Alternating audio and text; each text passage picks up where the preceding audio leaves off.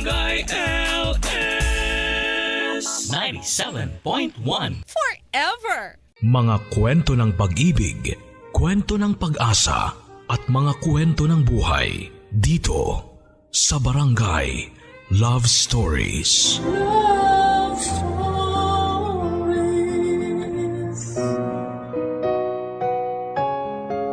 Nang mauso ang internet, dumadami na ang iba't ibang platforms sa pakikipagkomunikasyon.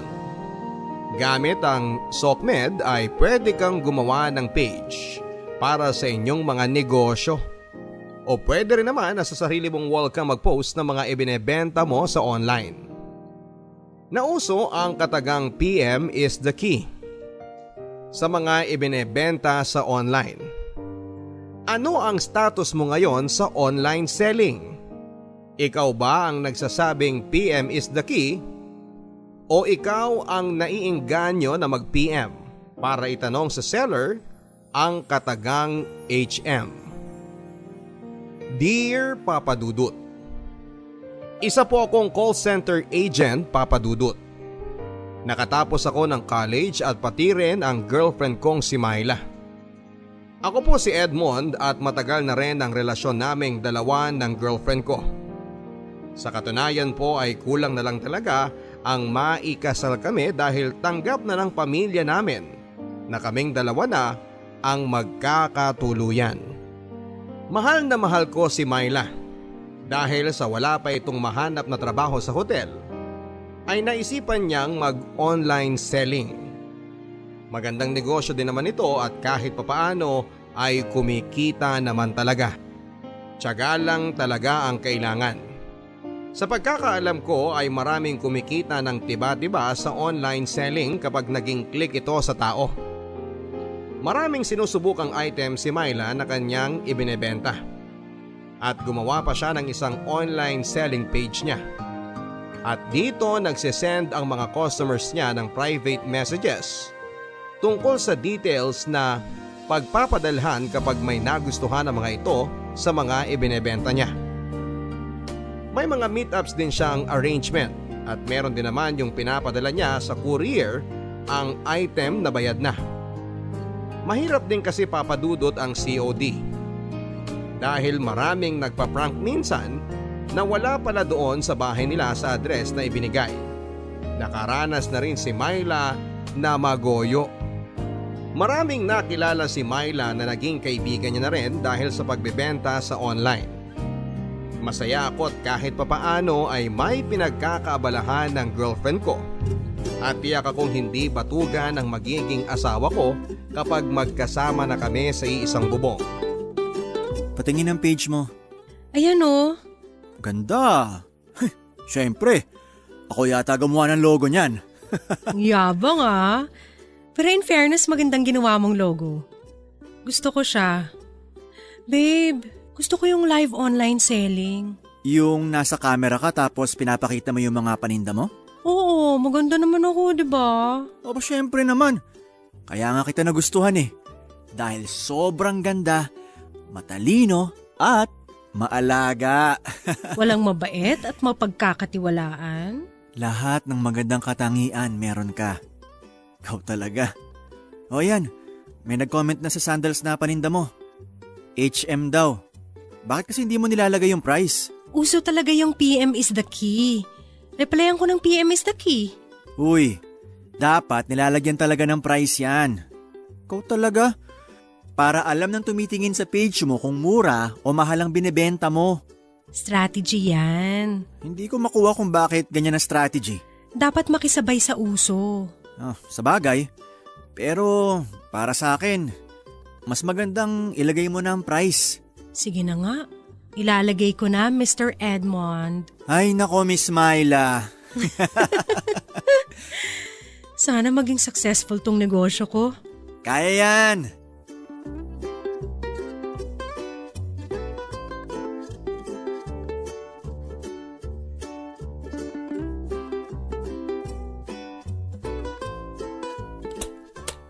Wow! Dami mong pinapak ah. Oo nga eh, maraming bumili. Ito bayad na to, ipapaship ko. Pero itong isang to, meet up ko na lang kasi nasa Metro Manila lang naman. Gusto mo ba akong isama? Wag na, kaya ko na to. May dala pala akong ulam. Niluto ni Mama. Ibigay ko daw sa'yo. I-microwave mo na lang mamaya para mainit pagkain nyo. Si tita talaga nag-abala pa. Siyempre! Love ka kaya nun? Sandali lang babe ha, sasagutin ko lang tong tawag. Sige lang babe. Hello? Yes, Sir Lawrence. Ngayon mo ba i-deliver ang item, miss? Opo sir, pinapako na po yung item ninyo. Gusto ko yan. Ipak mong mabuti ha. Siguraduhin mong maayos yan pagdating sa akin. Oo naman po, pero maingat po ako.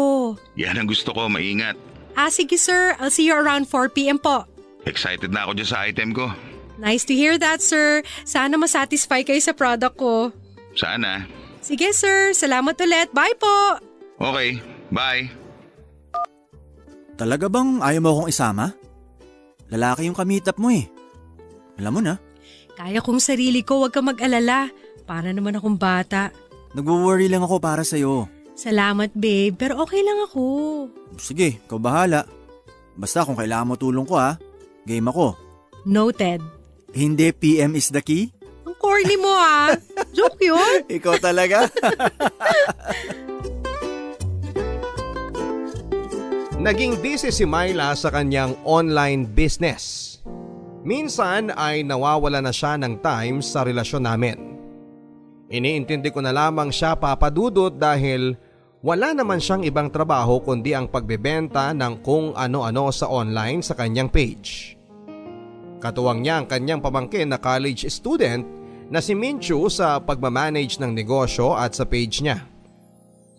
Lumaki ang online selling ni Myla papadudot at dumami rin ang mga customers niya. Patok ang kanyang pagla-live video selling. Siyempre hindi rin maiiwasan na merong mga walang magawa sa buhay na mga bastos na tao. Sinasabihan ko si Myla na i-report niya ang mga bastos para naman magtanda at hindi na umulit sa pambabastos. Dumating ang araw na parang may kakaiba kay Myla. Hindi ko lang ma-figure out pero meron talaga. Minsan gabi na rin niyang nahahatid ang ibang orders. Wala akong magawa dahil nagtatrabaho din ako sa call center ng gabi at hindi rin makakasama ang pamangkin niya dahil nag-aaral ito. Pinapanalangin ko na lamang na maging mabuti at walang mangyayaring masama sa kanya tuwing meron siyang imimit na customer. Matyaga si Myla papadudot. Iba ang energy niya sa kanyang negosyo. Pero nawawala na nga siya ng time sa akin at yung dating date namin ay hindi na nangyayari. Mutual understanding lang talaga na busy siya sa kanyang negosyo. Dumadalaw na lang ako sa bahay nila.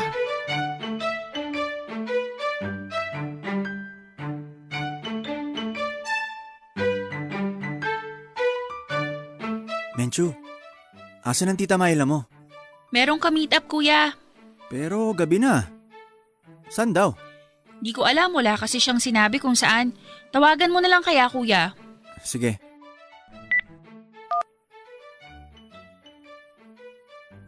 Hindi ko makontak eh. Gabi na masyado ah. Kuya naman, malaki na si Tita Myla. Kahit malaki na yun. Baby ko pa rin yun at delikado no. Babae siya eh. Ano naman ngayon kung babae? Pareho lang naman ang babae at lalaki ah. Parang iniinsulto mo naman ang babae na hindi namin kayang protektahan ang sarili namin. Hindi sa ganon. Nagwo-worry lang talaga ako. Sandali.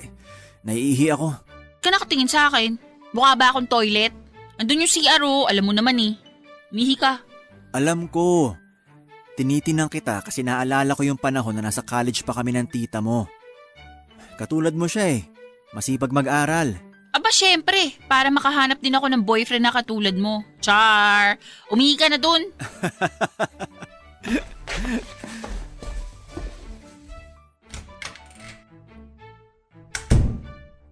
Ano to? Pregnancy test kit? Sinong buntis? Positive ba nakasabi? Buntis si Myla? Hindi kaya si Menchu?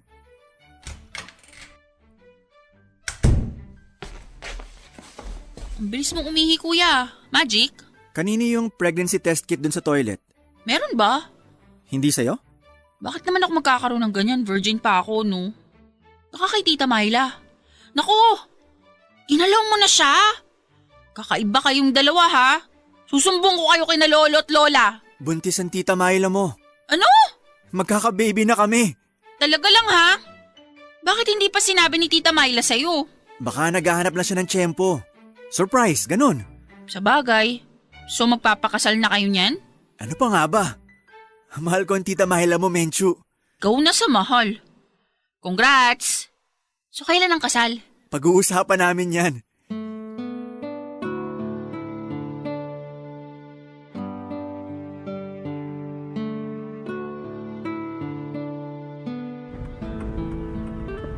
Babe, tumataba ka.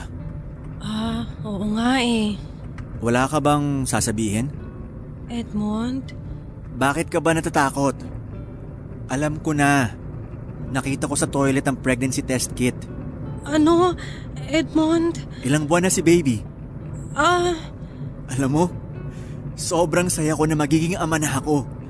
Kailan natin sasabihin sa mga magulang natin ang tungkol sa pagbubuntis mo? Ay, kailangan na natin magpakasal, Myla, habang hindi pa lumalaki ang tiyan mo. Oo nga. Sasabihin natin. Magpapakasal na tayo. Saya-saya ko. Sobrang saya ko. Oh, baby, kapit ka lang ha. Excited na si Daddy na makita ka. Mahal na mahal ka ni Daddy. Oh, tears of joy ba yan? Oo. Salamat, Edmond. Salamat.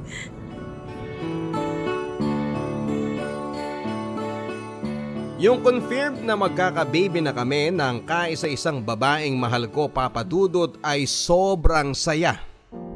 Lalo na noong pumayag siyang magpakasal na nga kami. Ang usapan kasi namin noon ay kapag magiging stable na kami sa isa't isa ay saka na kami magpapakasal. Ang kaso ay nabuntis ko siya at dapat kong panagutan yon. Hindi naman mahirap na ipaalam namin sa aming mga magulang ang tungkol sa pagbubuntis ni Myla. Dahil matagal na naman kaming magkasintahan at tapos na kami sa pag-aaral at may trabaho na ako. Pero Papa Dudut, may napapansin lang ako kay Myla. Parati siyang balisa at wala sa kanyang sarili. Siguro dala yun ang kanyang pagbubuntis. Maselan lang siguro kaya ganon siya, nagiging masungit din. Gusto ng mga magulang namin na magkarbo ang kasal namin. Kaya naman naisipan nila na after ng mapanganak ni Myla ang bata kami magpapakasal. Maluha-luha si Myla kapag pinag-uusapan na namin ang kasal. Tears of joy na naman, pero isang malaking palaisipan sa akin kung bakit nagbago si Myla. Hindi na genuine tingnan ang mga ngiti niya. Para bang may tinatagong lungkot sa kanyang mga mata. At yon ang gusto kong alamin kung bakit. At magagawa ko yon kahit na hindi ko na sabihin ang PM is the key. Dahil engaged na ako sa babaeng mahal na mahal ko, Papa Dudut. Nakapag-decide si Myla na itigil na muna ang kanyang online selling. Hindi na siya nagpo-post ng mga panibagong item para ibenta. Ang sabi niya, gusto niyang magpahinga para mas maalagaan ang bata sa kanyang sinapupunan. Natuwa naman ako dahil baby ko ang batang iluluwal na at inaalagaan na magiging maayos ang kanyang pagbubuntis. Naipanganak ni Myla ang baby namin. Lalaki. Ginawa ko kaagad na junior si baby kahit ayaw ni Myla. Issue talaga kay Myla na huwag gawing junior si baby, pero talo siya dahil gusto ng mga magulang namin na gawing junior na si baby. Ang napag-usapan ay isasabay ang kasal sa binyag ng anak namin. Dati, ang hilig-hilig ni Myla sa Sokmed. Pero noong magkaanak na kami, ay binura na rin niya ang kanyang account at nanatili na lamang siya sa loob ng bahay namin para alagaan si baby. Tinatanong ko siya kung magtatrabaho ba siya kapag makakalakad na si baby. Ang sabi niya ay ganon ang balak niyang mangyari. Nagtataka din ako Papa Dudut dahil nakikita ko pa rin ang online selling page ni Myla. Hindi niya nabura ang page dahil may ka-co-admin siya, ang pamangkin niya na si Menchu. May isang lalaking nagngangalang Lawrence ang parating nagko-comment sa mga paninda ng PM Sen. Parang araw-araw ay may comment na ganon kaya naman kinausap ko na si Menchu.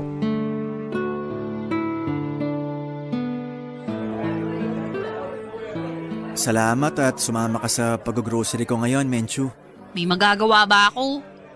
Joke lang kuya. Siyempre naman.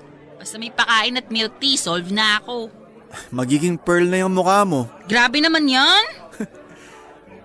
Hindi ba sa akin talaga nagmana si Junior ko? Sa totoo lang ha, hindi nyo kamuka. Mana kay Tita Myla lahat. Pagiging lalaki lang naman ni baby sa'yo eh. Hindi ah. Tinatanong nyo ako tapos ayaw nyo tanggapin yung sagot ko.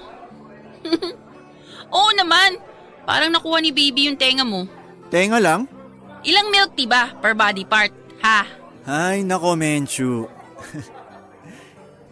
Teka, hindi ba co-admin ka ng online store ng Tita Myla mo? Oo, pero hindi ko na pinapansin. Si tita kasi talaga humahawak nun eh. Patingin nga ng page. Bakit? May titinan lang ako kung paano ba ginagawa yung online selling na yan. Akin na yung cellphone mo. Dali. Gusto ko makita kung anong nakalagay na command kapag admin ka ng isang online selling page. Sige. Eto oh. Pwede mong iswitch ang account ko sa account ng page. Sige. Ganito pala? Umorder ka pa?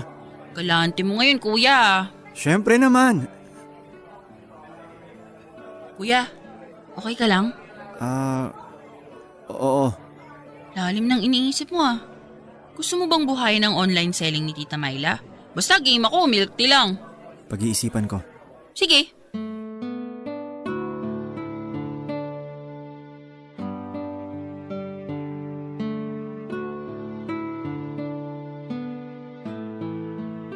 Babe, Ano? ayaw mo bang buhayin ng online selling mo? Magtatrabaho na lang ako. Dati kasi, lakas ng energy mo para sa online selling mo eh. Bigla-bigla ka na lang nawala ng energy. Hindi ba ang sabi ko sa'yo, ang focus ko na yung pagbubuntis ko? Ngayon, naipanganak mo na si baby. Pagod ako, babe. Gusto ko matulog. Ikaw na muna magbantay sa bata. Ayoko na rin mag-online business. Dami manloloko dyan. Nakakapagod na rin makipag-usap sa mga siraulo. Dapat seller, sure buyer relationship lang naman yon. Kapag hindi sure, wag na kausapin. Ganun lang naman yun eh. Bakit ba, Edmond? Nabibwisit ka na ba dahil ikaw lang ang kumikita sa ating dalawa? Hayaan mo.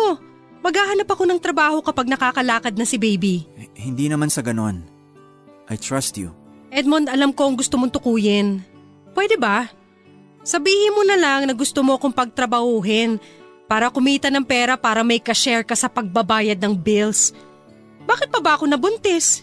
Yun nga eh. Bakit ka nagpabuntis? Sinisisi mo ko, ganun ba? Hindi mo alam ang pinagdadaanan ko. Bukas na tayo mag-usap. Pagod ka, di ba? Edmond naman eh! Sige na. Magpahinga ka na. Sa loob-loob ko, Papa Dudut, ay nagngingit-ngit na ako sa galit dahil ang babaeng pakakasalan ko ay may ibang karelasyon. Si Lawrence na isang customer niya sa online selling na iniiwasan na niya. Tinignan ko ang mukha ni Lawrence at ang mukha ng junior ko. Kaya pala hindi ko kamukha ay kamukha pala ni baby si Lawrence. Kaya pala parang balisa si Myla. At hindi niya kaagad pinaalam sa akin ang tungkol sa pagbubuntis niya, ay siguro'y hindi niya alam kung sino ang ama ng bata sa tiyan niya. Ipinagsabay pala ni Myla ang relationship ko sa kanya at sa online selling at ka-PM is the key niyang karelasyon na si Lawrence. Dahil matagal na kami ni Myla ay naging automatic na ako talaga ang ama ng ipinagbubuntis niya. Dahil ako lang naman ang ipinakilala niyang boyfriend sa mga magulang niya. Itinago ni Myla sa akin ang lahat hanggang sa mga anak siya. At parang pinagtatawanan ako ng iba dahil hindi ko kamukha ang bata. Kailangan kong matunton kung saan nakatira si Lawrence, Papa Dudut.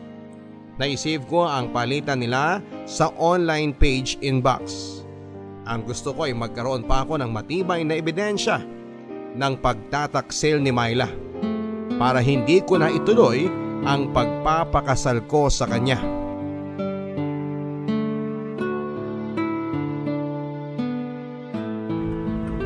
Kuya, yung milk tea ko baka nakakalimutan mo. Hindi nasa listahan na yon. Mahirap pa magkaroon ng asawa, kuya.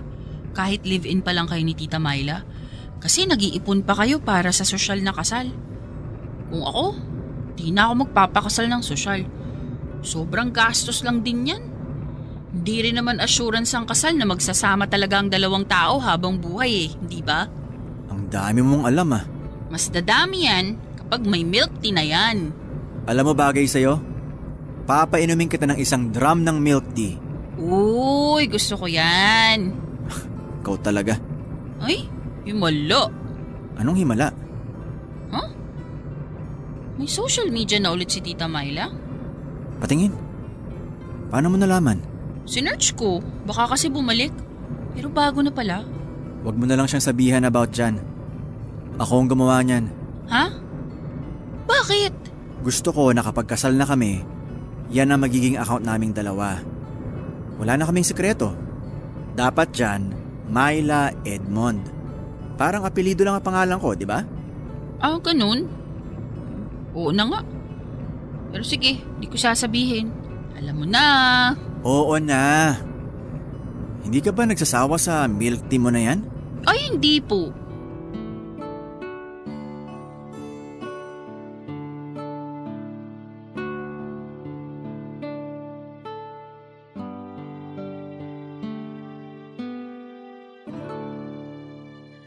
Saan na naman ang lakad mo?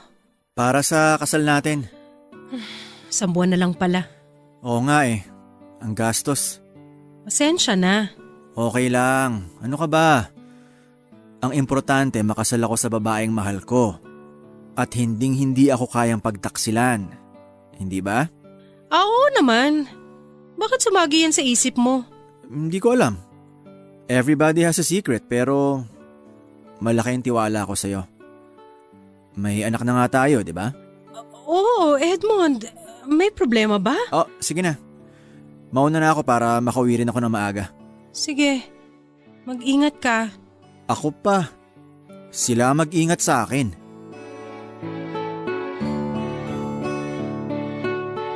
Parang gusto ko nang sabihin kay Myla na alam ko na ang sekreto niya pero kailangan kong magtimpi, Papa Dudut.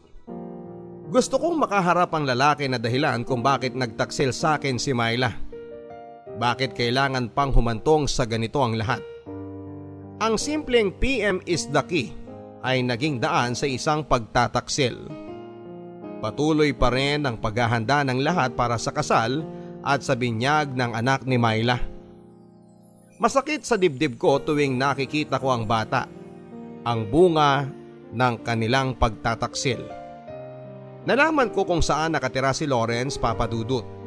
Gusto ko nang lusubin ang bahay niya at bibigyan ng malakas na suntok ko. Nagngingit-ngit ako sa galit, parang makakapatay ako ng tao, Papa Dudut. Ang hirap pala kung alam mo nang niloloko ka at alam mo kung sino ang mga taong nanloloko sa'yo. Umaapoy sa galit ang loob ko. Ito na yung pagkakataon kong kumprontahin si Lawrence. Sinira nila ang masayang buhay ko. Sinira nila ang plano ko sa buhay, Papa Dudut. Paano na ang mga magulang namin na excited na sa kasal namin ni Myla? Paano na si baby na ayaw ko nang ibigay ang pangalan ko dahil hindi ko naman siya anak? Paano na ang gastos ko para sa binyag at sa kasal na isa palang malaking scam? Abala na ang lahat dahil malapit na ang kasal at binyag, Papa Dudut. Hindi ko pa masabi na ayaw kong ibigay ang pangalan ko. Nagdadalawang isip pa rin ako kung itutuloy ko ang pagpapakasal kay Myla o hindi.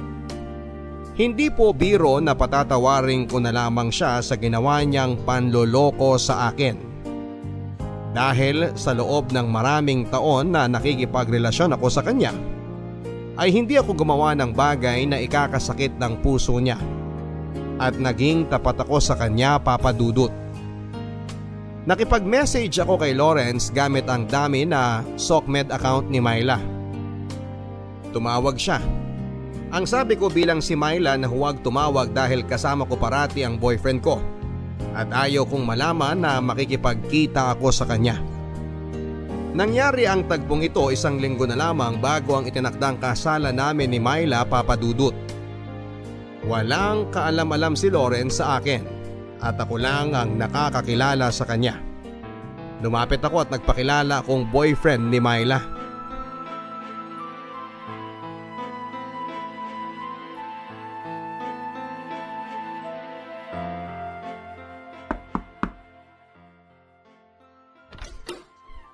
Sino ka?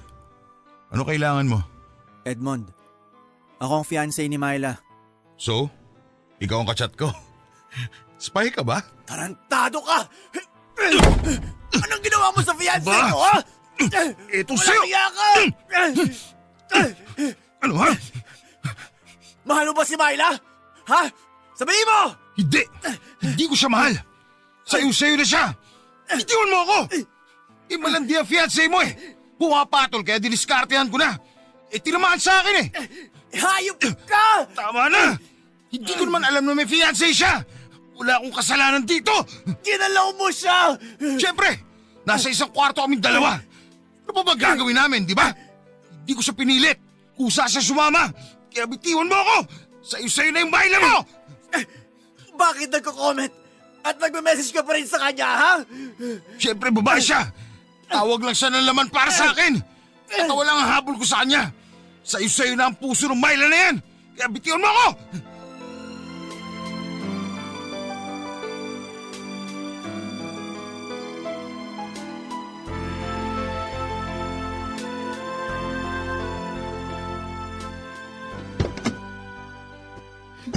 Hi, Kuya! Oh! Kuya!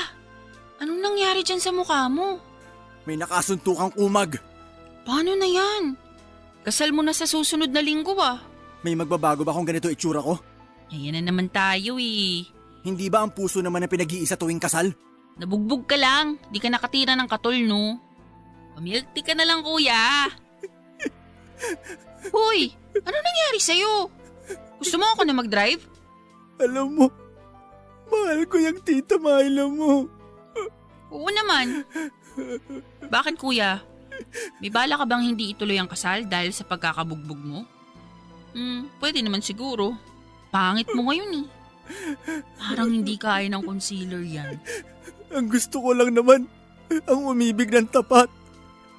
At ibigin ako ng tapat. Yun lang naman eh. Sabihin mo nga, ano pang problema? Alam kong honest ka. At marunong ka magtago ng sikreto. Oo naman.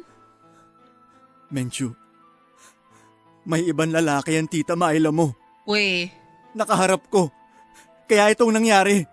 di ako naniniwala. Baka nagkamali ka lang. Maling akala lang yan. Sa palagay ko, siya ang tunay na ama ni Baby. Hala, Kaya yung tukso nyo na parang walang minana sa akin si Baby. Dahil hindi talaga akong ama ni Baby. ano ba yun? Totoo? Sinabi ko kay Menchu na nagpaplano na akong sabihin kay Myla na alam ko na. Ang hindi ko lang alam kung mapipigilan ko ang sarili ko na kainin ng galit dahil sa lahat ng kawalanghiyaan na ginawa niya sa akin, Papa Dudut. Ang sabi ni Menchu na pag-isipan kong mabuti ang lahat at huwag magpadalos-dalos sa desisyon. Na mas magandang pakinggan din ang side ni Myla kung bakit niya nagawang pagtaksilan ako at ano pa talaga ang nangyari between her at kay Lawrence. Mabuti na lang talaga at nariyan si Menchu. Kung hindi ay baka isa na akong bulkan na sumabog sa harapan ni Myla. Sinekreto na lang muna namin ni Menchu ang lahat, Papa Dudut. Hanggang sa kaya ko nang kausapin si Myla At dapat kausapin ko na siya dahil ilang araw na lang ay kasal na naming dalawa. At ayokong umabot pa sa araw ng kasal, saka ko sasabihin o saka ako magwawala dahil sa mga nalaman ko.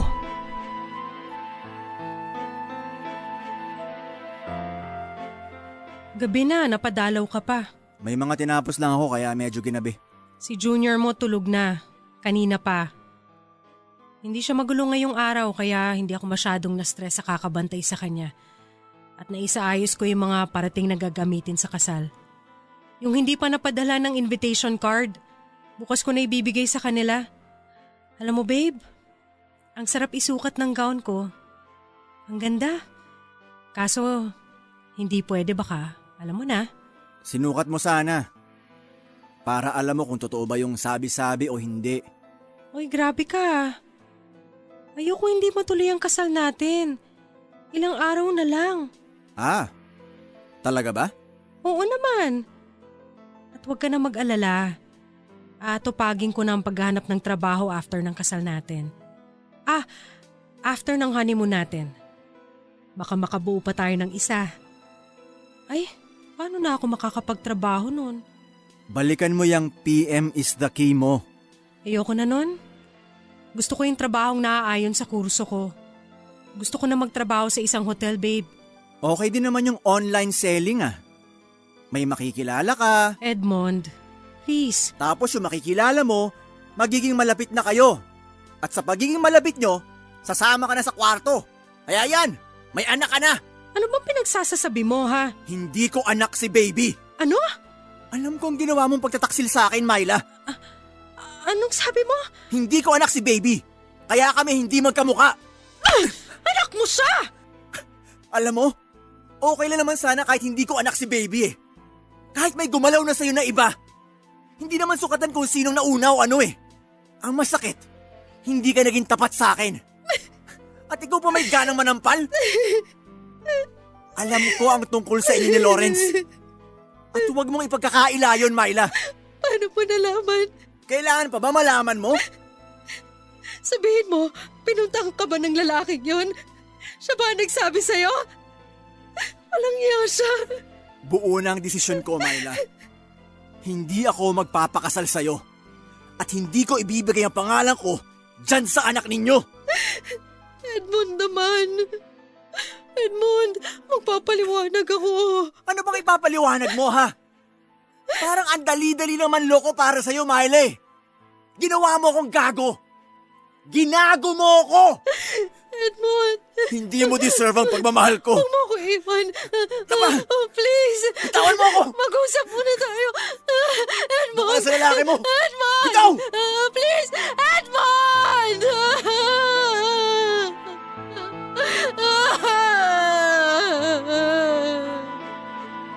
Pinigilan kong umiyak ng araw na yon, Papa Dudut. Pero nang lumabas ako ng bahay nang maisara ko ang pintuan, ay kusang lumuha ang mga mata ko. Sobrang sakit sa puso ko. Bakit nangyari ito sa akin? Bakit ngayon pa na 3 araw na lamang ay kasal na naming dalawa? Ipinaalam ko sa mga magulang ko ang tungkol sa pagkalas ko sa kasal. Sinabi ko lang na hindi ko na mahal si Myla. Nagalit ang mga magulang ko sa akin, Papa Dudut, at nilagay ko daw sa kahihiyan ang pamilya namin. Naisip ko rin na bawiin ang pangalan ko sa baby pero narehistro na ito bilang anak ko at junior na ang bata. Alam ko na walang kasalanan ng bata pero parang ang sakit lang na ang bunga ng pagtataksil ng mapapangasawa ko ay ginawa ko pang junior. Tama lang ba ang ginawa ko, Papa Dudut? Hindi ba masyadong ang sama ko naman na ayawan ng kasal kahit na 3 araw na lamang at kasal na namin? Para sa akin, mas okay nang hindi ko sinabi ang tunay na dahilan sa pagkalas ko sa kasal namin ni Myla. Kahit paano'y gusto ko pa rin na malinis ang tingin sa kanya ng ibang tao. Kahit pa nagmukha akong masama sa harapan ng mga magulang ko at kamag-anak at maging sa pamilya ni Myla. Palaisipan sa akin noong sinabi ko sa kanya na alam ko ang pregnancy test niya at nagbago na siya. Yung hindi na genuine ang ngiti niya at may lungkot na ang mga mata niya. Kaya pala ganon dahil sa hindi ko pala anak ang baby niya. Kinausap ko ang mga magulang ni Myla, Papa Dudut. Humingi sila ng paumanhin kung ano man ang nagawa ni Myla.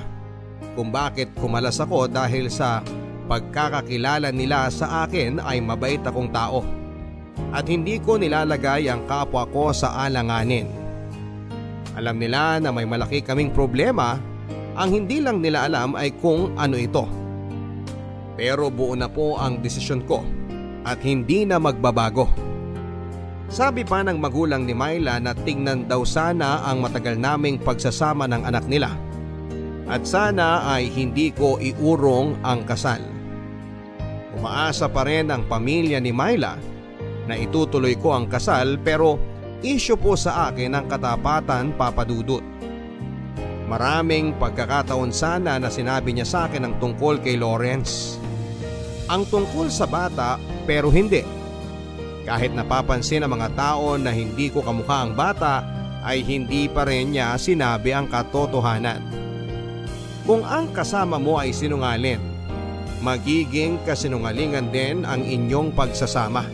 At ayoko ng ganon. Kung sinabi lang ni Myla ng maaga ang lahat, siguro ay napatawad ko siya at matutuloy ang kasal. At kahit na hindi ko anak ang bata ay aakuin ko, pero sobrang tagal na. At sa kahuli-hulihan ay hindi pa rin siya umamin. Nang hindi ko kusang sinabi sa kanya ang nalalaman ko.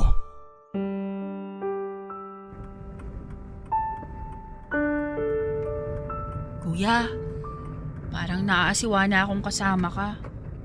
Hindi mo naman ako kadugo eh. Wala na kayo pati ni tita.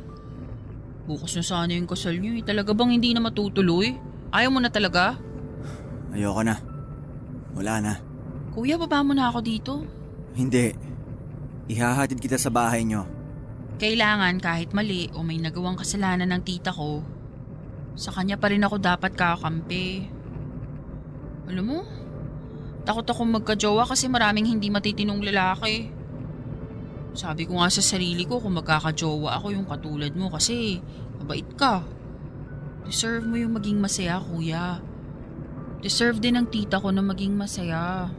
Sana naman bigyan mo pa siya ng pagkakataon. Pag-isipan mo. Konting oras na lang oh. Pag-iisipan ko. Pag-iisipan ko, Menchu. Alam mo naman yung number ko, tawagan mo lang ako. Sasamahan ko lang sa pag-iyak yung tita ko. Sige na, baba mo na ako, magtataksi na lang ako. Sigurado ka ba talaga? Oo, baba mo na lang ako. Okay, sige.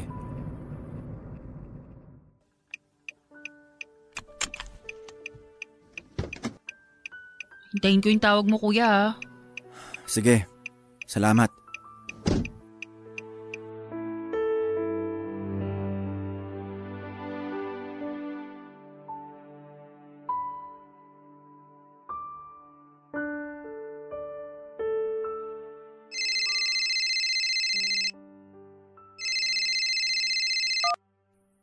Hello, Menchu? Kuya, puntahan mo kami, nandito kami ngayon sa ospital. Ano? Bakit? Si Tita Myla naglaslas ng pulso. Ano? Sabi ko naman sa'yo tumawag ka ba't hindi ka tumawag? Ba't ang tigas ng puso mo? Ba't ayaw mo magpatawad? Di ba ito lang naman yung kasalanan ng tita ko? Alam kong malaking kasalanan to pero mahal ka ni tita. Isang ospital! I-text mo sa akin ang address. Pupunta ako ngayon na. Kuya please, punta ka na. Oo, pupunta na ako.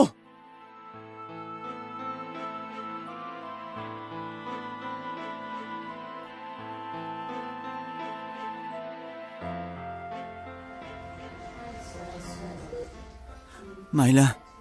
Edmond? Edmond? Nandito na ako. Edmond, sorry. I'm really sorry. Bakit mo naman ginawa to? Munti ka nang mapuruhan sa ginawa mo eh. Nagsisisi ako sa kasalanan ko. Ako ang sumira ng lahat. Myla, sa totoo lang, gusto ko na talagang tigilan ang ugnayan natin at kalimutan ka. Alam ko naman eh.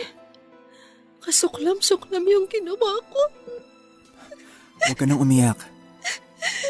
Myla, kahit ganun pa man, naging mabuti ka sa akin. Kasama ka sa mga pangarap ko kahit nung college pa tayo. Siguro nagkamali ka lang ng hindi mo inaasahan. Natukso ka sa mga bagay. Siguro maraming magsasabi sa akin na baliw ako kung itutuloy ang kasal. Di ba? Bakit kita pakakasalan iba ang nakabuntis sa'yo. Pero naisip ko na magsimula tayo. Anak ko si Junior. Kahit ano pa man ang mangyari, kalimutan na natin ang nakaraan. Magsimula tayo ulit. Edmond? Talaga? Sasabihan ko sila na dito na tayo magpapakasal sa loob ng ospital. Huwag ka nang umiyak. Matutuloy ang kasal natin. Edmond? Edmond?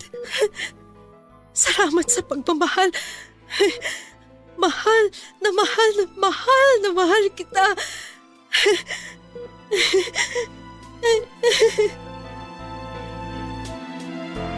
Ako, si Myla at si Menchu lang ang nakakaalam tungkol kay Lawrence at sa baby. Ang dali lang lumambot ng puso ko, Papa Dudut.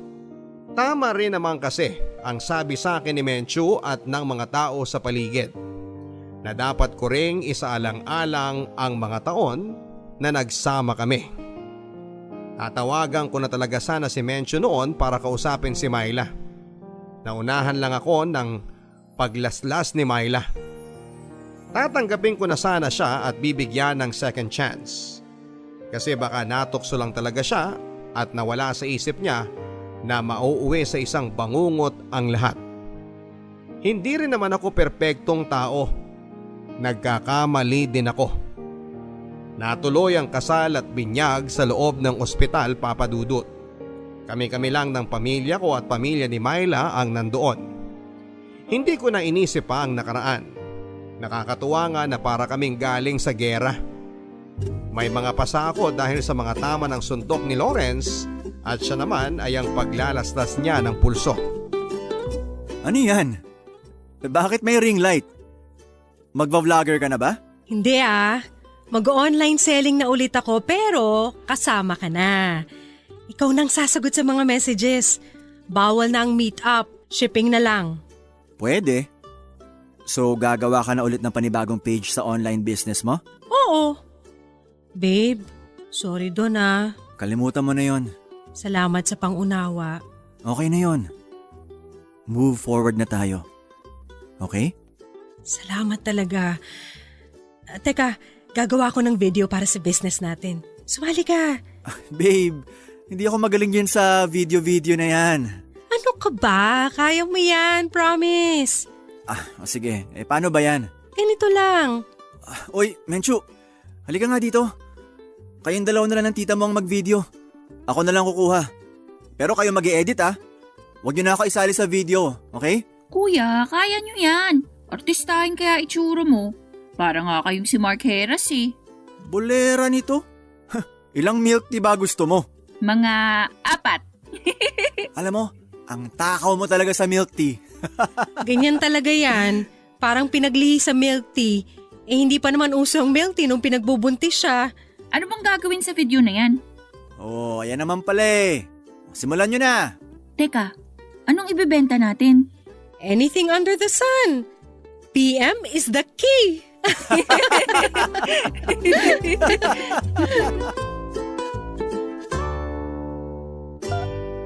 Wala na kaming balita kay Lawrence, Papa Dudut.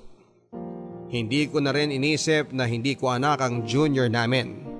Masaya ako sa pamilya ko sa ngayon kahit na minsan itong muntik nang masira at hindi matuloy na magiging asawa ko si Myla. Sana kahit papaano ay may nakuhang aral ang ating mga kapuso sa ibinahagi kong kwento. Naging successful ang online selling namin ni Myla, Papa Dudut. Si Menchu naman ay tapos na rin sa kolehiyo. Hindi muna siya nagtatrabaho at ang online selling muna ang inatupag niya dahil malaki po ang kinikita namin. Marami po kaming naging customers, ang iba po ay nagiging reseller na rin namin sa probinsya. Minsan ang isang negosyo ay bumagsak kasama ang moral ng tao at minsan naman ay umaangat. Dapat alam natin kung paano paggalawin ang isang business, mapa-online man ito o hindi, at kapag may pinapatakbo kang negosyo, huwag mong sakyan ng ibang business na ikakasira ng business mo at ng buhay mo. Ang inyong kapuso at kabarangay, Edmond.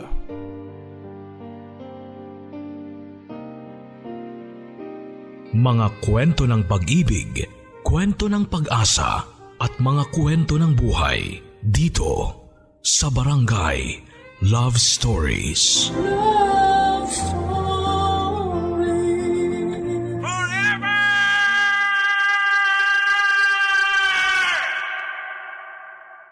Ang mga kwento ng pag-ibig, kwento ng buhay at kwento ng pag-asa dito sa Barangay Love Stories. Love Stories.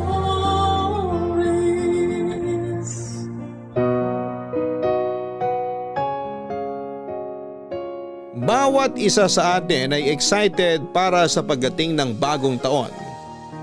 Pero iba ang letter sender natin ngayong araw na si Wengay. Sa kabila kasi ng kasiyahan, isa si Wengay sa mga walang pakialam sa New Year. Hindi niya ito ipinagdiriwang katulad ng karamihan sa atin. Kung bakit, ang kasagutan ay malalaman natin dito lamang sa mga kwento ng pag-ibig, buhay at pag-asa sa nangungunang Barangay Love Stories number 1. Dear Papa Dudut, una sa lahat ay gusto ko po muna kayong batiin lahat ng maligayang bagong taon. Tawagin niyo na lamang po ako sa pangalang Wengay, 31 years old, na nakatira sa Pampanga. Sa lahat ng okasyon ay New Year ang isa sa mga okasyong pinaka-iiwasan ko noon. Ito ang araw na tinutulugan ko lang at hindi ko ipinagdiriwang. Maraming rason kung bakit hindi ko ito binibigyan ng importansya. Una ay dahil magastos ito. Pangalawa ay mag-isa na lamang naman ako sa buhay at wala akong kasamang i-celebrate ito. Pangatlo, maingay ang pagdiriwang ng bagong taon at ayoko sa maingay, Papa Dudut. Ang pinakahuli at ang pinakarason kung bakit ayoko sa bagong taon ay dahil sa malaki ang naging trauma ko sa okasyong ito. Mahirap lang ang pamilya namin noong bata ako. Taho vendor ang tatay ko samantalang dating nagtatrabaho naman sa isang loto outlet ang nanay ko. 4 kaming magkakapatid pero dahil sa hirap ng buhay ay napilitang ipaampon ng mga magulang ko ang 2 sa nakababata kong kapatid. Ako po ang panganay at ako na lamang ang natitirang anak matapos mamatay ang pangalawa kong kapatid nang dahil sa dengue noong bata pa lamang kami. Hindi na siya naipagamot ng mga magulang ko dahil na rin sa kawalan ng pera. Bata pa lamang ako ay mulat na ako. Sa katotohanan hindi maganda ang buhay namin. Mahirap lamang kami at palagi ko itong napapatunayan tuwing sumasapit ang bagong taon.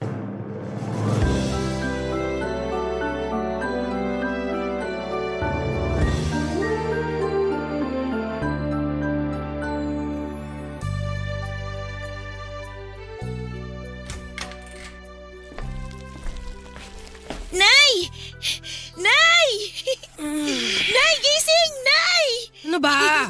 Natutulog yung tao eh. Tingnan mo tong binili ko, oh! Ang dami! Ano ba yan? Bumili po ako ng mga paputok para mamaya! Ano? Gusto mo bang mapatulan ng daliri? Ibigay mo nga sa akin yan. Haka na! Bakit niyo po kinuha yung mga paputok ko? Sisindihan ko po yan mamayang bagong taon eh! Gusto mo ipakain ko sa'yo to? Ha? Saan ka naman kumuha ng perang pambili nito? Nangupit ka na naman sa pitaka ko, ano? Hindi po! Pero ko po yung pinambili ko sa mga yan! Paano ka naman magkakapera, Aber? Nangaroling po kami ng mga kalaro ko! At sino naman nagsabi sa'yo mangaroling ka? Ano na lang iisipin ng mga tao na pinababayaan kita? Pero Nay! Wala na pero! Walang magpapaputok! Walang magse-celebrate ng bagong taon ngayon! Nagpaalam naman po ako ng mga ngaroling kami ng mga kaibigan ko eh. Sabi niyo bahala ako sa buhay ko. At talaga nagdadahilan ka pa! Ikaw marunong ka lang sumagot-sagot ngayon, ha? Halika nga rito. Aray! Aray ko! Diyan ka! Perwis ang buhay to! Magbabagong taon na pero wala na kayong ibang ginawa kundi painitin ang ulo ka! Manahimik ka! Wala kang tatay dito! Umalis na! Ano po? Ano ba? Hahanapin mo tatay mo eh, isa rin yung walang kwenta. Walang tatay mo rito. Nandun! Tumatambay sa kapitbahay kaya wala kang mapagsusumbungan ngayon. Nag-away na naman po ba kayo? Kaya po kayo galit na galit? Sino hindi magagalit? Eh mas pinili ng tatay mo makipag-inuman sa kapitbahay kaysa magbenta ng taho. Alam niya natanggal ako sa trabaho, imbis na kumayod nakipag-inuman pa yung tatay mong bobo. Ngayon wala tayong maihahanda para mamayang gabi. Akala ko po ba magluluto kayo ng pansit tapos bibili tayo ng lechon manok? Wala nga tayong pera, naiintindihan mo ba? Natanggal ako sa trabaho. Saan ako kukuha ng panghanda natin? Gamitin mo naman yung kukote mo, Wengay! Nag-promise po kayo sa akin eh. Eh sa wala nga ano magagawa natin? Sisihin mo yung tatay mo na mas inuna makipag-inuman porkit huling araw na raw ng taon. Eh ano pong kakainin natin mamaya? Eh di wala! Kung gusto mo, kumain ka ng lupa. Matutulog na lang tayo na maaga. Kainin mo ito papatok mo. Gusto mo ng papatok, di ba? Kung hindi ka rin naman kasi tanga, kaysa ibili ng pagkain yung kinita mo sa pangangaroling mo, ibili mo pa ng papatok. Hindi ko naman po alam na wala tayong pera. Hindi ka kasi nag-iisip. Yun nga ang almusal natin kanina, yun din ang tanghalian natin eh. Ibig sabihin, wala tayong pambili ng pagkain. Napakabobo mo talagang bata ka, maanak ka sa tatay mo. Hindi naman po ako bobo, Nay. Ano hindi? Bobo ka! Pareho kayo ng tatay mo na hindi gumagamit ang utak. Palibasa, pareho kayong walang pinag-aralan. Hindi niyo po ako pinag-aral eh. Aba talagang, ikaw, nagiging bastos na yung bunganga mo ha? Bakit? May pampaaral ka pa sa sarili mo? Kung gusto mo mag-aral, maghanap ka ng trabaho. Bata pa po ako. Paano po ako makakahanap ng trabaho? Eh, yun naman pala eh. Kung wala kang pampaaral sa sarili mo, huwag kang mag-aral. Ganun lang kasimple yon. Problema ko na nga yung mga bayarin sa bahay, idadagdag mo pa yung pang-paaral mo? Saan tayo huhugot ng pambili ng uniforme mo? Sa mga gamit sa eskwela. Tapos araw-araw pa na pamasahe. Pero, ang arte mo magsalita. Umalis ka na nga sa harapan ko. Mas lalo nasisira araw ko eh. hahanapin ko na lang po si tatay. Baka po may pera siya. Huwag mo nang asahan yung batuga na yon. Lalabas lang po ako, Nay. Pupuntahan ko po si tatay sa kapitbahay. Bahala ka sa buhay mo. Magsama kayong dalawa.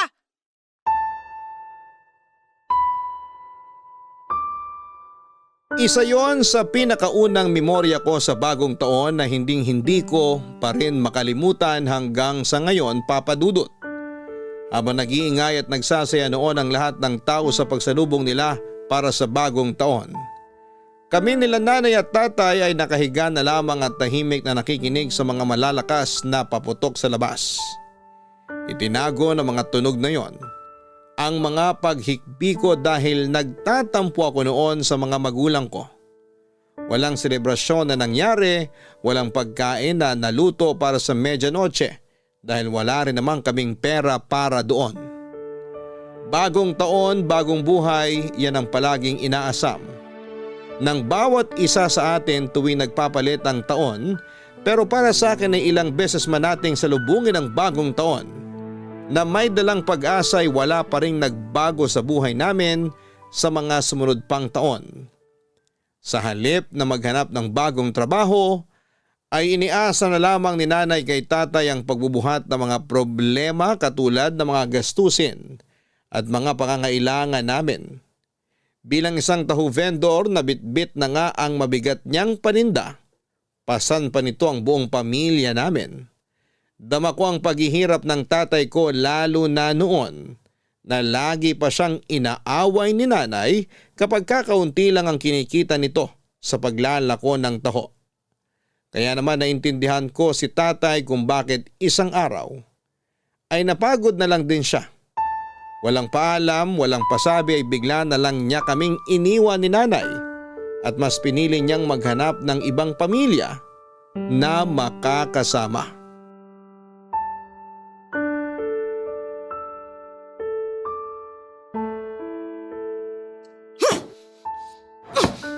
Pesteng buhay talaga to. Puro problema na lang dumarating. Hoy, Doña Wengay! Baka naman gusto mo akong tulungan dito. Ano po yun, Nay? Mag-ayos ka na ng plato. Kakain na tayo. Anong tingin mo sa akin? Katulong mo? Sige po, Nay. Ano po bang ulam natin?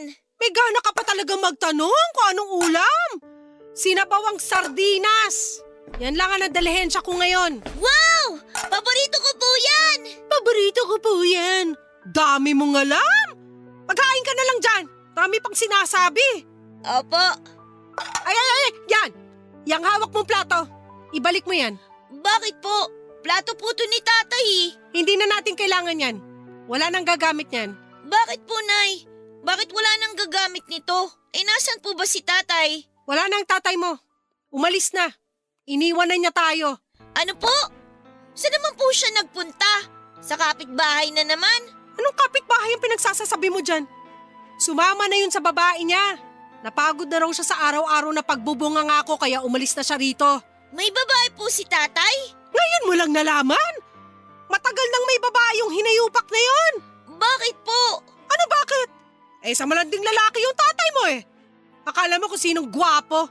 Pangit na nga't walang pera, makapal pa ang mukhang mambabae. Hindi po totoo yan, Nay. Hindi tayo kayang iwan ni Tatay. Anong hindi kaya ginawa na nga niya? Bakit po siya hindi nagpaalam sa akin? Bakit? May magagawa ka ba kahit magpaalam siya sa'yo? Tulog ka kanina, kaya hindi ka na niya ginising.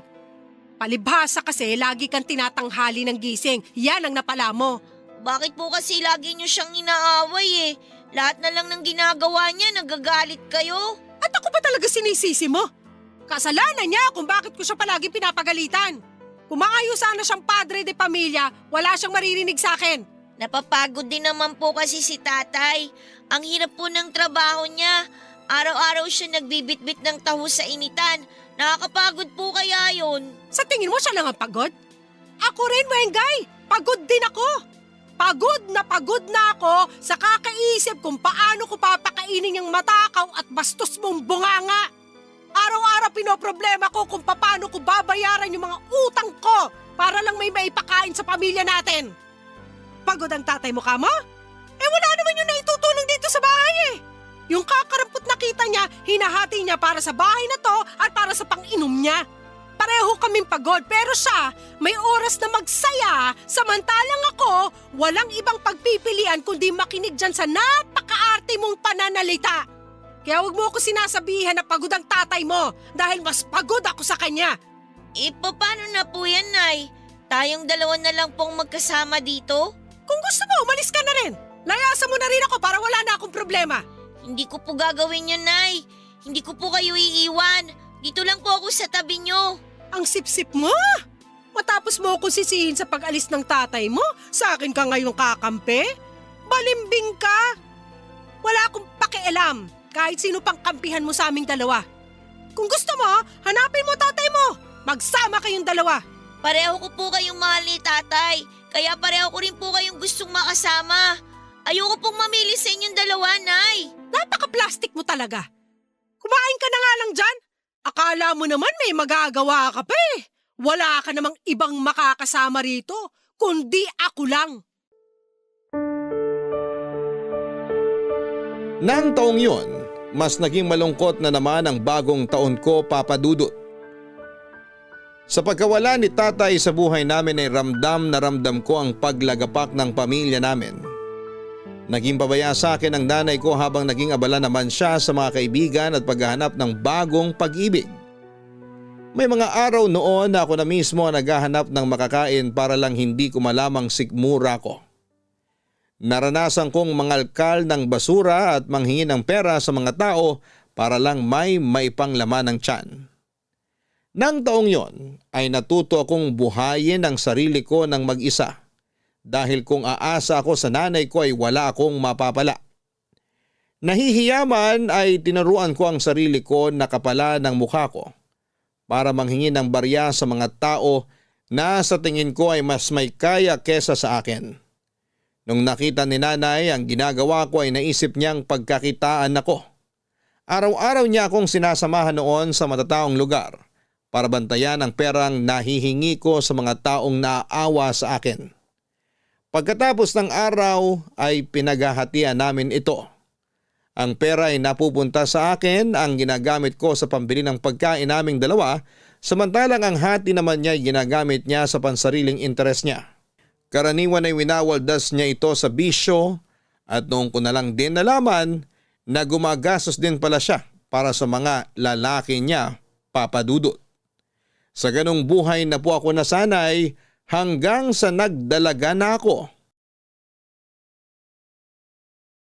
Papa Dudut, mula sa pagiging pulubi noong bata ako ay namasukan ako bilang kasambahay noong nagdalaga ako. Na mga panahong yon ay sarili ko na lang din ang tanging maaasahan ko dahil malimit lang noon na magpakita sa akin si nanay kung kani-kaninong lalaki siya sumasama. Saka na lang siya umuuwi ng bahay tuwing iniiwan siya ng mga lalaking kinakasama niya. Katulad na lang noong bigla siyang umuwi sa bahay na puro pasa ang katawan. Tinakbuhan daw niya ang abusado niyang boyfriend. Nagulat ako noon dahil ang laki ng ipinayat niya. Awa at galit ang nararamdaman ko sa kanya noong araw na yon. Naawa ako sa sitwasyon niya samantalang nagalit ako dahil kung kani-kaninong lalaki kasi siya, sumasama na siyang ikinapahamak niya. Pero kahit na ilang beses ko siyang pinagsabihan, hindi pa rin siya nagpapigil. Kapag nakakakilala ulit siya ng bagong lalaki, ura-urada niya akong iniiwan.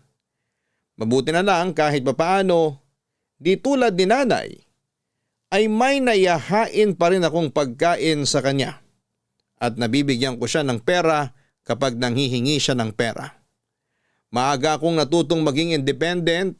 Minsan kapag walang-wala ay natututunan ko na rin kumapit sa patalim para magkapera. Palagi ko noong pinapagalitan si nanay tuwing paiba-iba siya ng lalaki.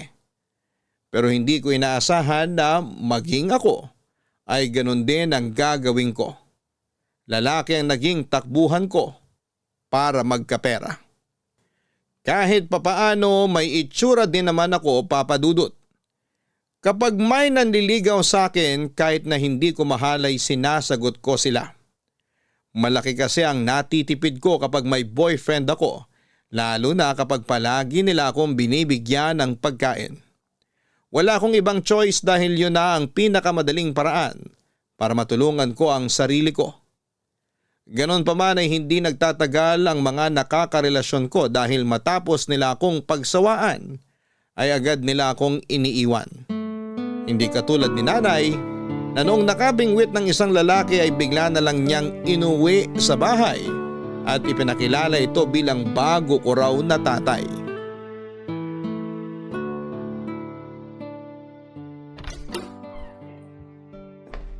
Wengay! Wengay, nasan ka? Nay? Nay, mabuti naman naisipan niyo nang umuwi. Halika rito. May papakilala ko sa'yo. Sino po? Teka, nasa na ba yun? Hoy! Esting! Halika! Pumasok ka rito! Anong ginagawa mo dyan sa labas? Ito na ba yung anak mo? Oo, siya nga. Ito si Wengay. Wengay, ito naman si Esting. Boyfriend ko siya. Boyfriend? Hello po, maupo muna po kayo. Salamat.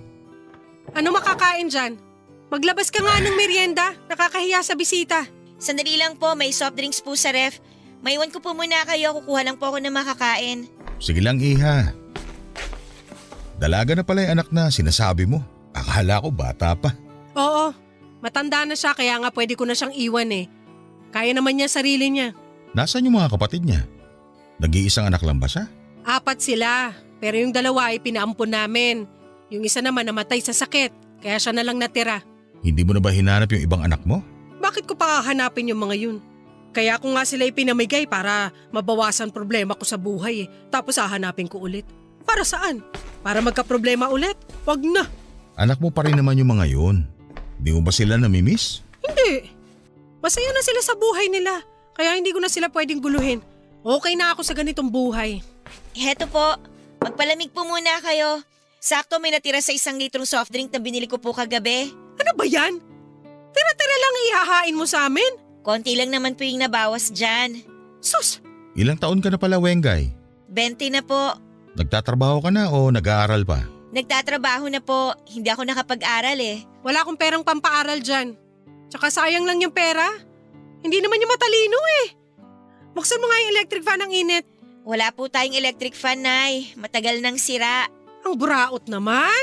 Ba't di mo pinaayos? Naku, Wengay, kahit kailan talaga. Tumanda ka na't lahat hindi ka pa rin nag-iisip ng maayos. Manang-mana ka sa tatay mong walang kwenta. Inuna ko po kasing bayaran yung mga kailangang bayaran. Tsaka mag-isa lang naman po ako rito kaya hindi ko na kailangan ng electric fan. May bintana naman eh, tsaka pamaypay. Palibhasa, sarili mo lang iniisip mo. Di mo na naisip paano na lang kapag umuwi ako?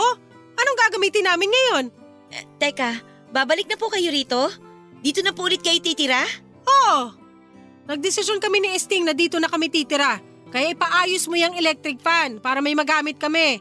Nagpasabi po sana kayo para nalinisan ko yung isang kwarto. Ginawa ko na po kasing tambakan yun eh. Doon ka na lang magkwarto. Tapos yung gamit mo ngayon, yun na ipagamit mo sa amin. Okay po, sige po.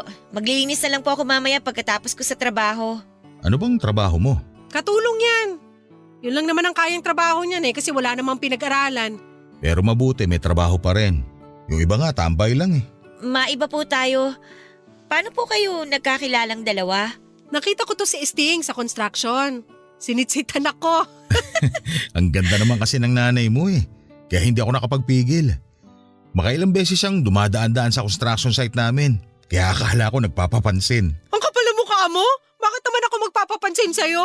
Hindi ba yun ang ginagawa mo kaya lagi kang balik ng balik dun sa construction site? Hindi ah! Excuse me! Kung ganun, sino naman po sa inyo una nagparamdam? Siya! Siya yung lalaki. Ngayon, siya na ang bago mong tatay. Kalimutan mo na yung ama mo na walang kwenta. Hindi naman niya kailangan gawin yun. Hindi mo kailangang ituring na ama.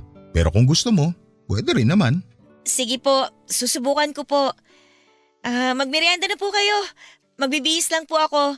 Papasok pa po kasi ako sa trabaho eh.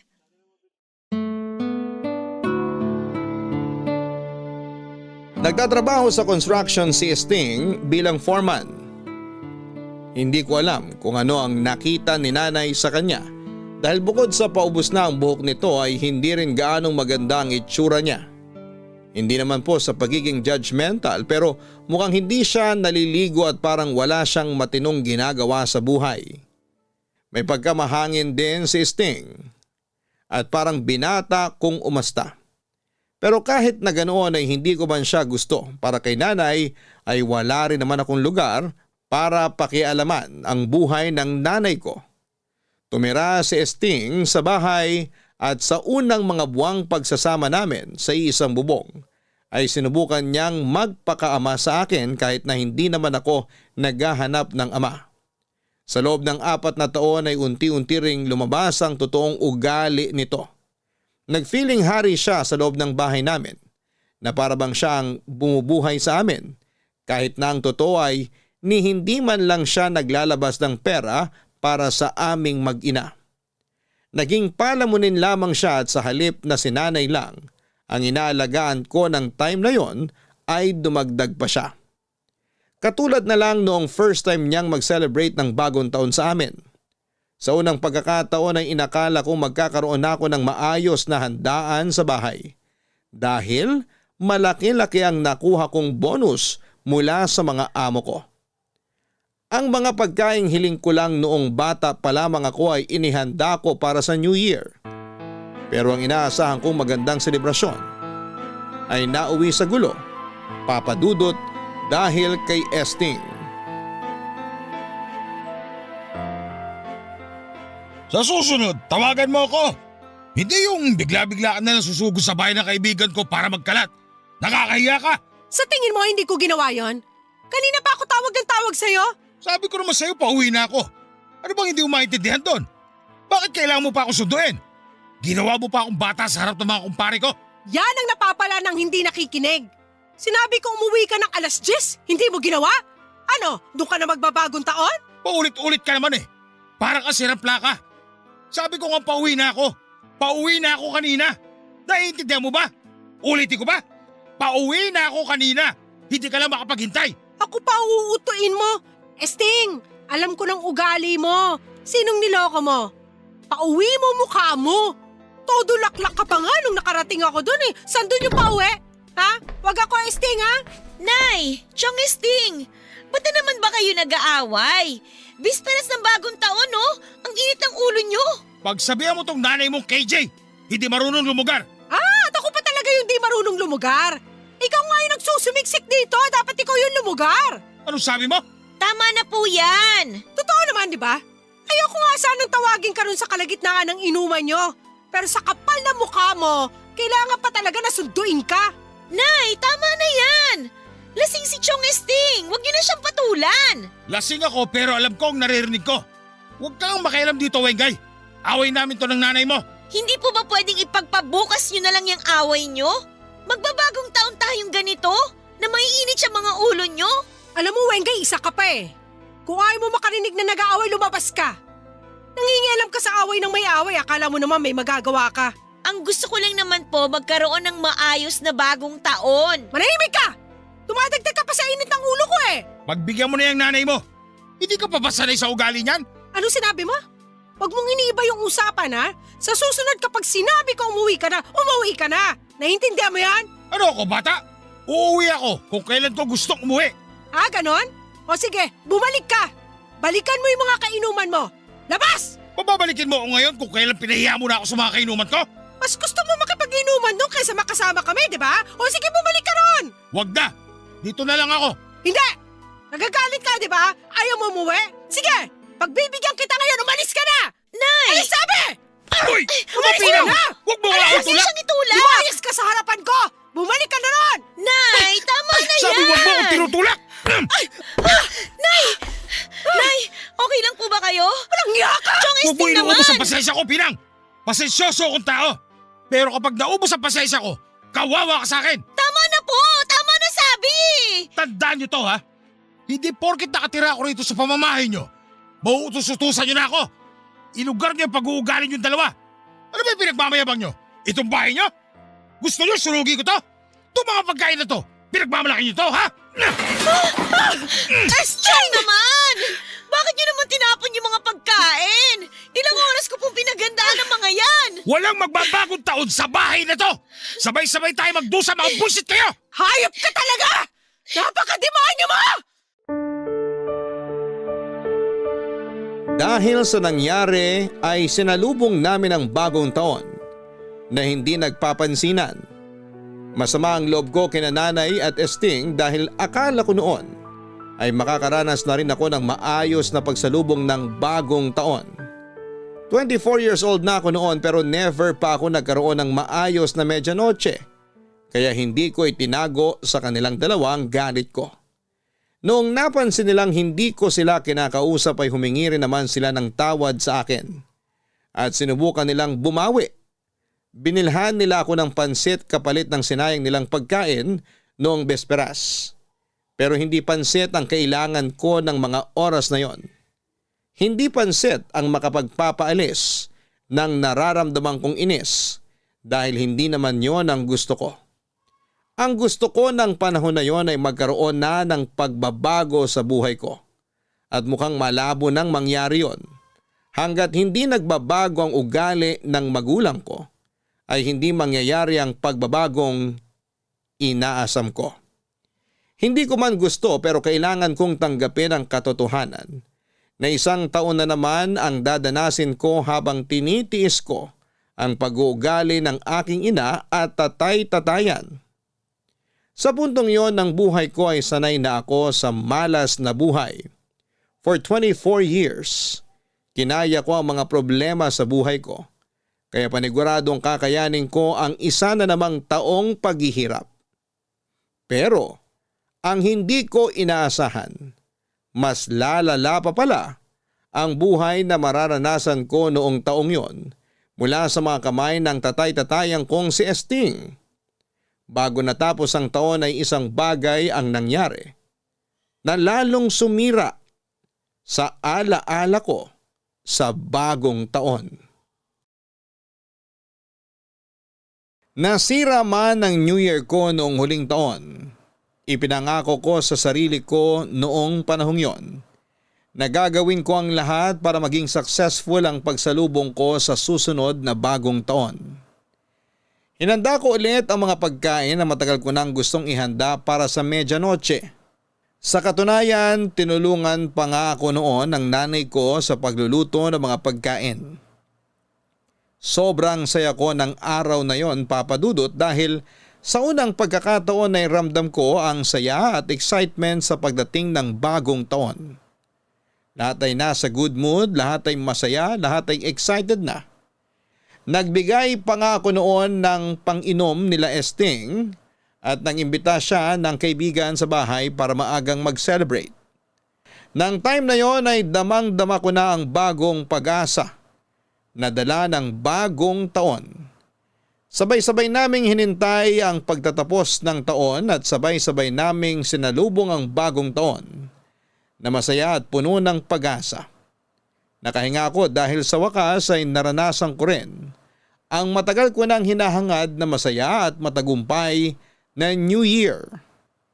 Pagkatapos panoorin ng pailaw sa kalangitan ay agad akong nagpahinga sa kwarto ko dahil napagod ako sa buong araw na paghahanda.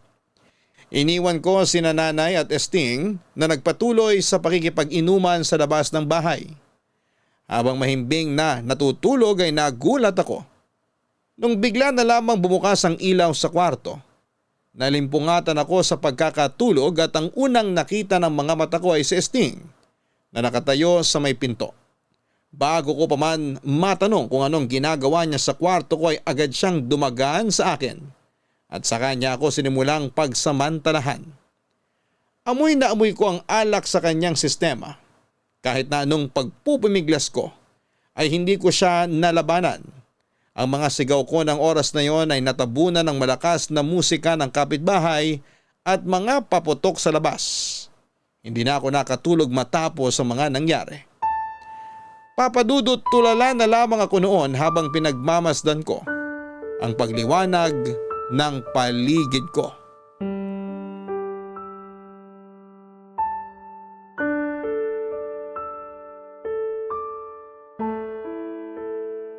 Wengay!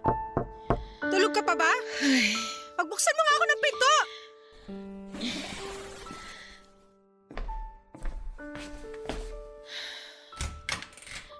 Bakit po, Nay? Anong bakit po, Nay? Anong oras na wala kang planong lumabas dyan sa lungka mo? Sinong inaasahan mo magluto ako? Gusto ko lang po sana munang mapag-isa. Mapag-isa? Ano ka, Donya? Lumabas ka rito, magluto ka ng panangalian. Wala na nga agahan eh. Gutom na mamaya si Esting. Kapag dumating yun at wala pang pagkain, malilintikan ka sa kanya. Nay, pwede po bang paalisin niyo na si Chong Esting dito sa bahay? Ha? Ano pinagsasasabi mo dyan? Bakit ko naman siya paalisin? Nay, sige na po. Anong nakain mo? Adik ka ba? Tsaka bakit namumula yung mga mata mo? Nay, pinagsamantalahan po ako ni Chong Esting kagabi. Ano? Bakit ka naman niya pagsasamantalahan? Hindi ka naman kagandahan. Totoo po yung sinasabi ko. Nung natulog na kayo, pumasok siya dito sa kwarto ko.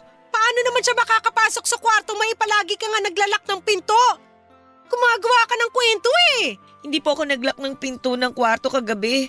Nakalimutan ko po sa sobrang pagod. O tapos? Baka naman ginusto mo yun nangyari. Imposible naman nakalimutan mo lang maglak ng pinto. Naku, Wengay ha? Aagawan mo pa ako? Sa akin lang si Esting. Naintindihan mo? Wala akong pakialam sa hayop na boyfriend nyo. Manyaki siya! Rapist siya! Maghinay-hinay ka sa mga pinagsasasabi mo.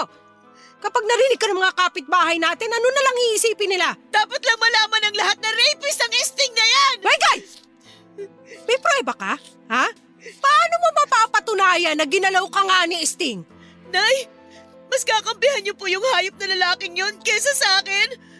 Anak niyo ko! Tatay mo siya! Hindi ko siya tatay! Kahit kailan hindi ko siya tinuring na tatay! Eh di wag! Pero kung ayaw mo sa kanya, huwag kang gagawa ng kwento.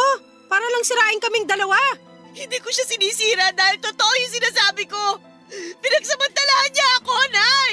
Kung may katotohanan man yung mga pinagsasasabi mo, kalimutan mo na lang yung nangyari. Bagong taon na. Hindi na magandang magtanim ng sama ng loob lalo na sa pamilya mo. Paano niyo nasasabi yan, Nay? Ha? Nirape ako ng kinakasama niyo. Paano niyo nasasabing kalimutan ko lang yung nangyari? O ano gusto mo mangyari? Ipakulong siya. Oo! Gusto ko siya mabulok sa kulungan! Sisirain mong pamilya natin? Para lang dyan? Hindi ko siya pamilya at huwag niyong nilalang yung nangyari! Nay! Anak niyo ako! Bakit hindi ako ang kampihan niyo? Matagal ako naghanap ng isang lalaking tatayo bilang ama mo. Matapos kang iwan ng sarili mong tatay, ngayong may kinikilala ka ng ama, ganito ang gagawin mo? Hindi ko kailangan ng ama. Nanay ang kailangan ko. Gusto ko ng kakampi. Yung taong papanig sa akin kapag inagrabyado ako. Nakakalungkot lang isipin na nawala na nga ako ng tunay na ama. Hindi pa ako magawang ipaglaban ang sarili kong ina. Huwag mo ko inaartehan dyan, Wengay, ha? Sige, magsubok ka sa pulis. Hindi lang ama ang mawawala sa'yo. Kung sa bagay, matagal na rin naman ako nawalan ng magulang. Kung tutusin, sanay na ako mag-isa eh. Ano ba nga bang aasahan ko sa inyo kung simula pa man noon, pinabayaan niyo na ako? Anong sabi mo? Ha? Wala kang utang na loob? Ako nagluwal at nag-alaga sa'yo!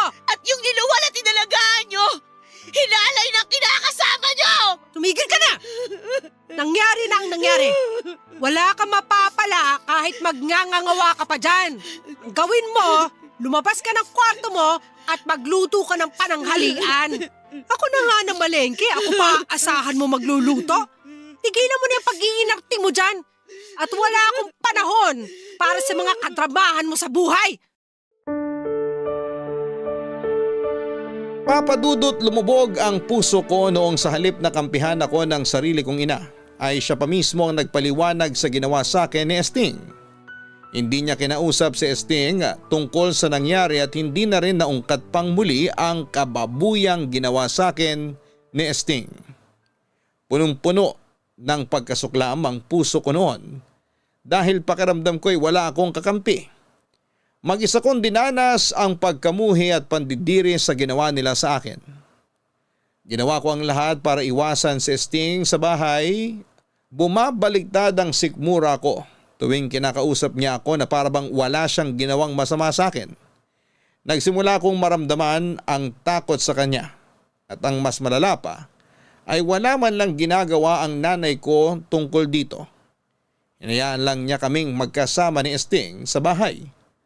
Dahil sa nangyari, tuwing nilalapitan niya ako ay agad na bumibilis ang tibok ng puso ko. Dahil sa nangyari ay natuto akong mag-lock ng pinto ng kwarto pati na rin kapag gumagamit ako ng banyo.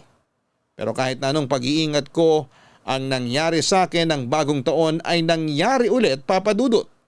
Hindi lang isang beses kundi makailang ulit niya akong pinagsamantalahan. Hindi ko na noon nakayanan pa ang ginagawa nila sa akin kaya ako na mismo ang umalis. Nag-request ako sa amo ko kung pwede bang magstay in na lamang ako sa kanila. At nung nalaman nila kung ano ang dahilan ko ay agad naman silang pumayag.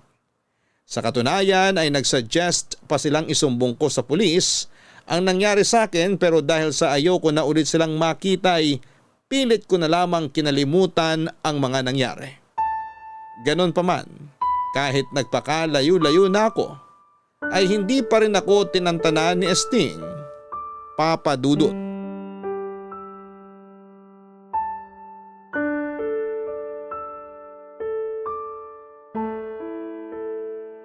Anong ginagawa niyo dito? Ang kapal naman ng mukha niyo magpakita pa sa akin. Sinabihan ko na kayo na kapag lumapit pa kayo sa akin, ipapapulis ko na kayo, di ba? Sandali, nagpunta ako rito para makausap ka. May kailangan ka malaman. Wala na akong pakialam sa inyo. Lumayas na kayo dito kung hindi, magsusumbong ako sa mga amo ko. Alam nila kung ano mga kahayupang ginawa mo sa akin. At willing silang tulungan ako na ipakulong kayo. Wengay, makinig ka muna. Tungkol ito sa nanay mo. Wala na akong nanay! Mas pinili ka niya kaysa sa sarili niyang anak! Kaya wala na kayong aasahan pa sa akin! May sakit ang nanay mo. Kailangan ka niya ngayon. Ha? Ano nangyari sa kanya? Na-stroke si Pinang. Ano? Nasaan siya ngayon? Nasa bahay na siya, nagpapagaling. Eh bakit hindi niyo pa siya dinala sa ospital? Nanggaling na kami doon. Kakauwi lang namin kahapon. Ang totoo niyan, ayaw niya sanang ipalam sa iyo kung ano yung nangyari. Hindi niya alam na nandito ako ngayon. Kumusta na ang lagay niya? Baldado na si Pinang. Hindi na siya makalakad ng maayos. Hindi na siya makagalaw ng maayos. Paano ko malalaman kung totoo yung mga sinasabi mo? Wala na akong tiwala sa'yo. Anong mapapala ako sa pagsisinungaling? Alam kong marami kami nagawang kasalanan sa iyo ni Pinang. Pero maniwala ka man sa hindi, nagpapakabuti na kami ngayon simula nung iniwan mo kami. Nagbago na kami, Wengay. Hindi nga dapat ako hihingi ng tulong sa iyo eh. Pero wala na talaga ako ibang malapitan. Anong klaseng tulong naman ang kailangan mo? Wala akong pera. Wala pa akong ipon ngayon. Hindi pera ang kailangan namin kundi suporta mula sa iyo. Naghahanap na ako ng trabaho ngayon. Kailangan ng nanay mo ng matinding gamutan para makarecover siya. Pero hindi ko siya pwedeng iwan. Gawa nga ng hindi niya na kayang igalaw pa yung kalahating parte ng katawan niya. Ang gusto ko lang naman mangyari bantayan mo siya habang wala ako sa bahay. O paano tong trabaho ko? Mababait naman ang mga amo mo eh. Siguro naman maiintindihan nila yung sitwasyon mo ngayon. Papayagan ka naman siguro nila kapag nagpaalam ka ng maayos sa kanila. Susubukan ko muna silang kausapin. Maraming salamat. Kinapalan ko talaga ang pagmumukha ko para… Hindi mo ako kailangan pasalamatan. Babalik lang ako sa bahay para kay nanay at hindi para sa'yo. Pero may kondisyon ako. Ano yun? Gagawin kong lahat para lang matulungan mo ang nanay mo. Huwag mo kong kakausapin. Huwag mo kong lalapitan. Layuan mo ako kapag nasa bahay ako. Babantayan ko lang si nanay doon. Pero wala nang rason para magkaroon pa tayo ng ugnayan. Naiintindihan ko. Huwag ka mag-alala. Kung yan ang hiling mo, gagawin ko yan ng buong puso. Sana mapatawad mo na ako sa nagawa ko. Hindi na kita mapapatawad sa ginawa mo sa akin. Sinira mo yung buhay ko. Hindi ko ibibigay sa iyo yung kapatawaran na hinihingi mo hanggat nabubuhay pa ako. Dahil walang kapatawaran ang ginawa mo sa akin. Alam kong mahirap magpatawad. Pero tao lang naman tayo. Ang Diyos nga nagpapatawad. Huwag mo ko itulad sa Diyos. Hindi ako santo. At kahit ano pang gawin mo, hindi na mawawala sa isipan ko yung kahalayang ginawa mo sa akin. Araw-araw kitang isusumpa hanggang sa dumating sa iyo yung karma na nararapat lang para sa iyo. Ito na yung karma ko. Pinagdadaanan ko na ngayon ang karmang sinasabi mo. Hindi mo to pwedeng ituring na karma kung si nanay naman ang naghihirap para sa mga kasalanang ginawa mo. Alam ko may mas mabigat pang darating para sa'yo. Yun ang hintayin mo. Hindi natutulog ang Diyos. At alam ko may nakahanda na siyang parusa para sa'yo. Sana balang araw… Huwag ka nang umasa. Makakaalis ka na kung wala ka nang ibang sasabihin pa. Wala na. Aantayin na lang namin ni Pinang ang pagbabalik mo. Kailangan ka ng nanay mo kaya sana makauwi ka na sa lalong madaling panahon. Uuwi ako para sa kanya, para sa nanay ko. Sabihin mo sa kanya na hintayin niya ako. Sige, mauna na ako. Alam kong walang kwenta ang nanay ko at tanging kapakanan lamang niya ang iniisip niya, pero kahit na ganun yon, Papa Dudut, ay mahal ko pa rin siya. Kahit na hindi niya ako kayang alagaan at gaano man kabigat ang galit ko, ay malambot pa rin ang puso ko para sa kanya. Kaya noong nalaman kong na-stroke siya ay hindi ako nagdalawang isip na umuwi sa bahay. Nagpaalam ako sa mga amo ko at binigyan nila ako ng 1 linggong day off para mabantayan ko ang nanay ko. Nagbigay din sila ng pera bilang tulong daw sa gastusin sa pagpapagamot. Dali-dali kong kinuha ang mga gamit ko at umuwi sa bahay. Pagkarating ko doon ay nagulat ako sa nadatnang ko. Napakakalat ng bahay na daig pa ang dinaanan ng ipo-ipo. Agad kong hinanap si nanay at nadatnang ko siya sa kwarto. Pero sa halip na nakahiga sa kama, ay nakita ko siyang nakadapa sa sahig. Akala ko nga noon ay patay na siya, Papa Dudut, dahil wala siyang malay at puro pasa ang katawan nito. Agad ko siyang ginising at tinanong kung anong nangyari. Hirap siyang makapagsalita at nangihina ito, pero nanlamig ako sa mga katagang binanggit niya sa akin. Dapat daw ay hindi na ako bumalik pa sa bahay. Doon ko lang na-realize na pinapunta ako ni Esting doon hindi dahil may sakit si nanay, kundi dahil may iba pa siyang pinaplano para sa akin. Nagmadali akong lumabas para sana humingi ng tulong pero bago pa man ako makalabas ng kwarto, ay sinalubong ako ni Esting, Papa Dudut. Tinalo ko pa ang nakakita ng multo ng oras na yon habang pinagmamasdan kong nakatayo si Esting sa pintuan ng kanilang kwarto.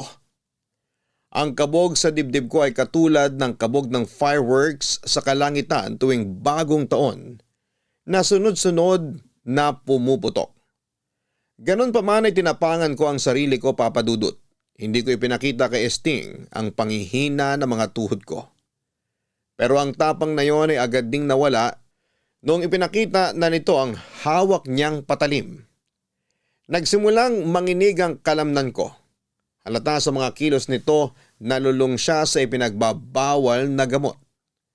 Namumula ang mga mata niya at ang ngiti sa mga labi nito ay daig pang sa demonyo. Hindi na siya nagsayang pa ng oras. Inutusan niya akong hubarin ang suot kong damit, Papa Dudut, habang nangingilabot ang buo kong katawan. Ay sinunod ko ang gustong mangyari ni Esting. Para siyang asong ulol na naglalaway habang papalapit siya sa akin. Dinig na dinig ko naman ang daing ni nanay na nung oras na yon ay nasa lapag pa rin. Sinimulan niya akong hawakan sa katawan. Habang ang buong atensyon nito ay nasa katawan ko ay tinadyakan ko siya sa pribadong parte ng katawan niya. Nabitawan niya ang hawak niyang patalim at napahiga habang namimilipit sa sakit. Kahit walang saplot ay nagmadali akong lumabas ng bahay at nagpatulong sa mga taong nasa labas. Mabilis naman silang rumisponde at pinagtulungan nila si Esting habang inaantay ang barangay na siyang dumampot sa kanya, Papa Dudut. Wengay, parang awa mo na. Patawarin mo na ako. Kahit ilang kapatawaran pa ang hilingin mo sa akin, hinding-hindi kita mapapatawad. Bigyan mo pa ako ng isa pang pagkakataon. Magbabago na ako. Gagawin ko lahat ng gusto mo. Huwag mo lang ako ipakulong. Magdusa ka ngayon! Wengay naman, tatay mo ko. Hindi kita tatay! Wala akong tatay na katulad mo! Kaawaan mo naman ako. Hindi dapat kinakaawaan ng isang tulad mo. Ito na yung karma mo, Chong Esting. Mabulok ka na sa kulungan. Sana pagdusahan mo rin ang pinagdaanan ko sa mga kamay mo. Sana maranasan mo rin ng doble pa ang mga ginawa mo sa akin. Pakiusap naman. Patawad. Patawarin mo na ako. Magbabago na ako, pangako. Wala akong pakialam kahit magbago ka pa. Matagal kong hinintay ang araw na to. Araw-araw ko pinapanalangin ang hustisyang matagal ko nang sinisigaw. At ngayon yung araw na yon. Nakamit ko na yun ngayon. Paano na si Pinang? Kailangan ako ni Pinang. Kailangan ako ng nanay mo. Hindi niya kaya na wala ako sa tabi niya. Hindi ka kailangan ng nanay ko. Mulat na siya sa kademonyohan mo.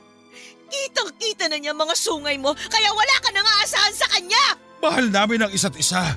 Hindi mo kami masisira. Mahal ka niya pero kailanman hindi mo siya minahal. Ginamit mo lang yung nanay ko para may matirahan ka. Kung naloko mo nanay ko ako, hindi mo ako maloloko. Wala kang utang na loob. Ako tumayo bilang ama mo nung iniwan ka na sarili mong tatay.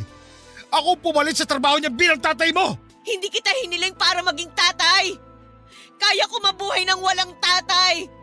Kaya kong alagaan ang sarili ko kaya wag mo palabasin na may ambag ka sa buhay ko. Dahil ang tanging ginawa mo lang sa akin, alam mo kung ano? Yung sirain ako. Wala akong utang na loob sa'yo. Matapos sa mga ginawa ko sa inyo mag-ina, ganito igaganti mo sa akin? Sa mga bagay na ginawa mo sa aming dalawa? Dapat lang nagantihan ka namin. Alam mo kung tutuusin, kulang pa nga to eh. Hindi sapat ang kulungan para sa mga hayop na katulad mo. Dapat nga hindi ka namin inihahalin tulad sa hayop eh. Kasi yung hayop, mas matino pa kaysa sa'yo. Isa kang basura. Isang basura na hindi dapat binibigyan ng halaga. Kung makapagsalita ka, akala mo dami mo may pagmamalaki ah. Ano ba ipinagmamayabang mo sa buhay? Katulong ka lang naman, hindi ba? Oo! Katulong nga ako. Pero matino akong tao. Hindi katulad mo na daig pa yung demonyong nasusunog na sa impyerno! Di bali nang masunog sa impyerno. Ang mahalaga, ako ang pinakamasayang demonyo sa buong impyerno dahil natikman ko na yung gusto kong matikman. Nasarapan ka naman, hindi ba? Hayop ka talaga! Makulong man ako, alam kong hindi mo na ako makakalimutan. Habang buhay na akong nakatatak sa isipan mo. Sa ating dalawa, sino ang totoong panalo? Sabihin mo na ang lahat ng gusto mong sabihin. Ibibigay ko na sa'yo yan dahil bilang na ang araw mo. Ilang oras na lang, mawawala na sa'yo ang kalayaan mo. Kaya sulitin mo na itong mga nalalabing minuto mo. Ako pa rin ang panalo, Chong Esting. Dahil ako yung malaya. Oh, paano ba yan? Nandito na yung sundo mo. Sige na, Wengay. Hindi na ako magpapakita sa inyo mag-ina. Huwag mo na ako ipakulong. Magpapakalayo-layo na ako para hindi nyo na ako makita pa. Yan ang gusto ko. Gusto kong makita sa mga mata mo yung takot. Ano pang gusto mo?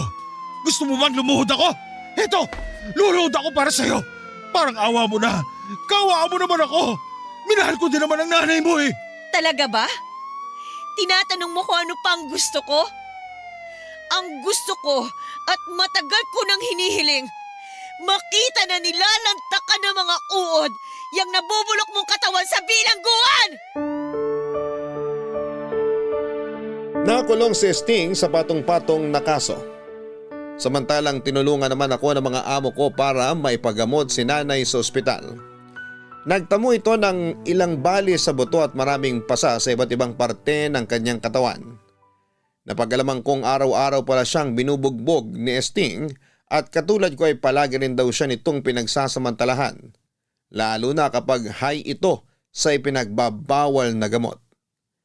Naawa man ako sa pinagdaanan niya pero hinayaan niya kasing maging ganon si Sting, Papa Dudut. Ayoko mang manisi, alam naming may kasalanan din siya sa mga nangyari. Siyang nagdala ng sigalot sa pamilya namin at pareho namin yung pinagdusahan. Ganon man ang nangyari ay nakahinga kami ng nanay ko dahil sa wakas ay wala na sa buhay namin si Sting. Hindi na namin mararanasan ulit ang kababuyang ginawa niya sa amin. Matapos magpagaling ay humingi ng tawad sa akin si nanay at nangako siyang babawi siya sa akin. Ilang beses ko nang narinig ang mga salitang yon at ilang beses na rin itong napako. Kaya hindi na ako umasa pa na magbabago si nanay. Pero pinatunayan niya sa akin na tunay nga siyang nagsisisi sa mga nangyari. Sa mga sumunod na buwan ay naghanap siya ng trabaho at tumigil na rin sa pakikipagkilala sa iba't ibang lalaki. Sa unang pagkakataon, bumawi nga siya sa akin. Sa unang pagkakataon ay naramdaman ko ang kalinga ng isang magulang. Sa unang pagkakataon ay nagkaroon ako ng isang ina na matagal ko nang gustong maranasan, Papa Dudut. Sabay kaming bumangon ni Nanay Pinang at sa mga sumunod na pagtatapos ng taon ay nagkaroon kami ng masagana at tahimik na selebrasyon. 4, 3, 2, 1! Happy New Year! Happy New Year, anak! Happy New Year din, Nay! Oh, ano po yung ginagawa niyo? Nag-aalok ng barya! Pampaswerte to, baka sakaling swertihin tayo pagdating sa pera ngayong bagong taon. Ay, naku, Nay. Sana nga po. Halika na, pumasok na tayo para makakain na tayo. Sige po. Pasensya ka na, Nay, ha? Kung hindi ako nakatulong sa pagluluto. Nagkaroon kasi ng party sa bahay ng mga amo ko eh. Nag-request sila na mag-overtime ako. Hindi ko naman sila mahindian kasi ang bait-bait nila sa akin. Okay lang yun, nak. Ako na yung nagluto para sa ating dalawa. Ayan oh, nakahanda na nga lahat eh. Wala ka nang gagawin. Wow, kayo talaga nagluto ng lahat ng to, Nay? Oo, ako lahat yan. Sige na, umupo ka na. Alam niyo po, first time ko lang makakatikim ng luto niyo para sa medianoche. Ngayon lang kasi tayo nagkaroon ng maayos na selebrasyon ng bagong taon eh. Pasensya ka na, Wengay. Kung nitong nagdaang taon, napabayaan kita. Masyado ako naging makasarili sa puntong hindi na kita naalagaan bilang anak. Aminin ko, medyo may tampo ko sa inyo noon, Nay. Nakakainis kasi yung mga desisyon nyo eh.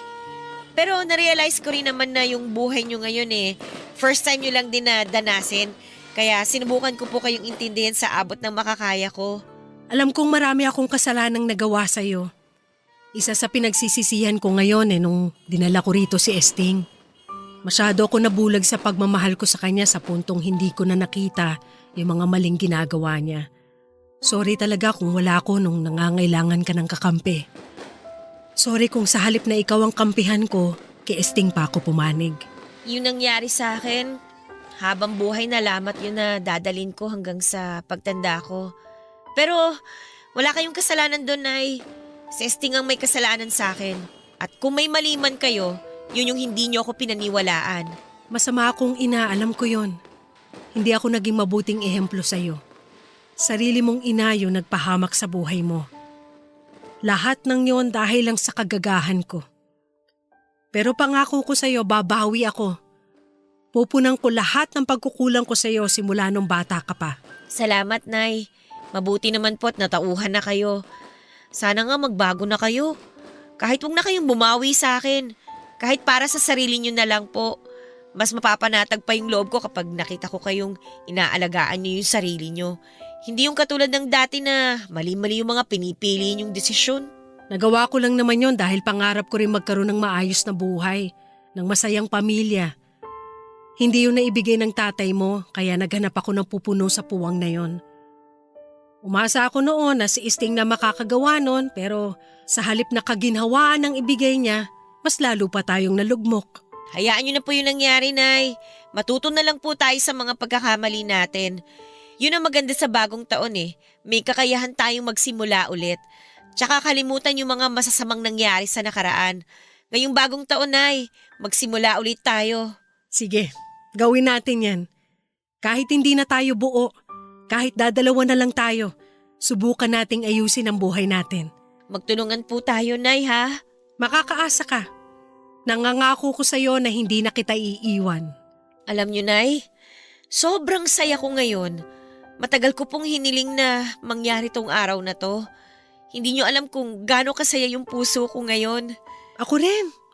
Masaya ako. Sobra. Ano, Nay? Kaya na tayo? O sige, etong plato. Salamat po. Ano po tong dilaw na kakanin? Arroz Valenciana yan. Parang paella pero Pinoy version. Namana ko yan sa lola mo. Ganyan ang laging niluluto niya para sa amin nung bata pa lang kami. Mukhang masarap po yan Amin na yung plato mo. Lalagyan ko.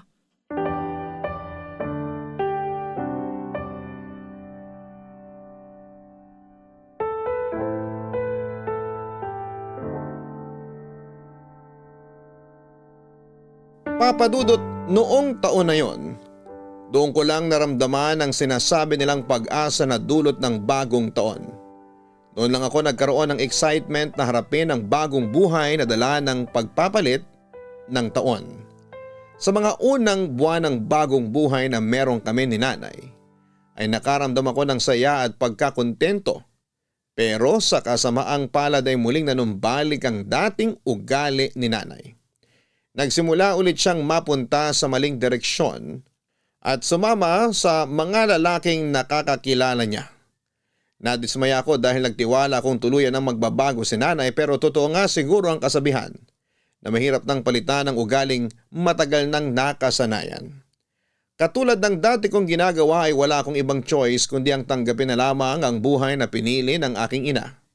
Hinayaan ko na lamang nakapalaran na magdikta ng buhay niya. Basta ang panalangin ko lang ay hindi na maulit pa ang ginawa sa kanya ni Esting.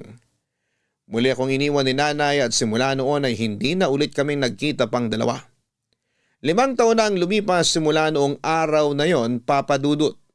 Maayos na ang buhay ko ngayon, mag-isa man ay may maayos naman akong trabaho kaya masasabi kong nasa tahimik na buhay na ang kalagayan ko.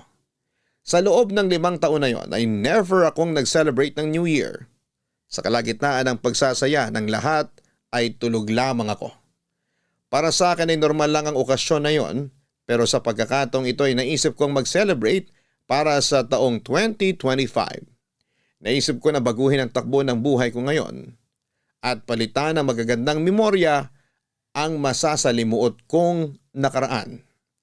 Ito po ang aking kwento, malungkot, magulo pero patuloy pa ring lumalaban para sa pangarap at buhay. Happy New Year po sa inyo, Papa Dudut, at sa lahat ng nakikinig ngayong araw. Ang inyong forever kapuso at kabarangay, Wengay. Ang pagbabago ng taon ay higit pa sa simpleng pagbabago ng kalendaryo. Itong hudyat ng bagong kabanata sa ating buhay, bagong pahina na naghihintay mabigyan ng mga bagong kwento. Ito ang pagkakataon natin na bitawan ang nakaraan at yakapin ang bagong simula at pag-asa na naghihintay para sa atin.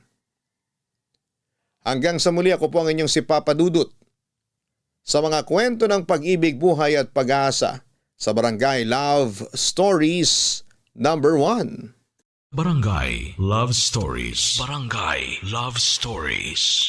Ako, gigil na gigil talaga ako sa nangyayari sa kwento natin. O ikaw, kabarangay, kumukulo rin ba dugo mo? Pwede kang mag-iwan ng comment sa ating comment section.